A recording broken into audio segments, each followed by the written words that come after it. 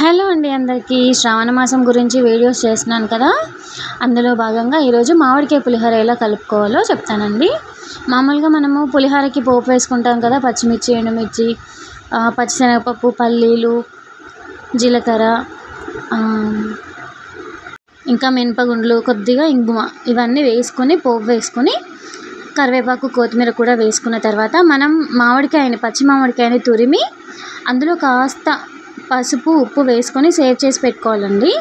సీజన్లో సేవ్ చేసి పెట్టుకుంటే మనకి ఇయర్ అంతా పనికి వస్తుంది ఫ్రిడ్జ్లో స్టోర్ చేసుకుంటే.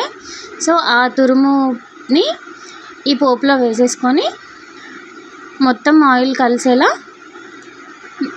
బాగా కలుపుకోవాలి. ఒక 2 మినిట్స్ అండి, ఎక్కువసేపు కలిపితే మాడిపోతుంది మామిడికాయ. సో ఇలా 2 మినిట్స్ కలుపుకున్న తర్వాత చల్లారాలి. అది చల్లారాక అన్నంలో కొద్దిగా సాల్ట్ వేసుకొని, ఆల్రెడీ మనము మామిడికాయ పేస్ట్లో సాల్ట్ వేసుకున్నాం కాబట్టి రైస్లో చూసి వేసుకోవాలి. సో ఇలా వేసుకొని పోపునంతా అన్నంకి పట్టించి బాగా కలుపుకోవాలి. సో ఇంత ఈజీగా మామిడికాయ పులిహోరని రెడీ చేసుకోవచ్చండి. చాలా టేస్టీగా ఉంటుంది.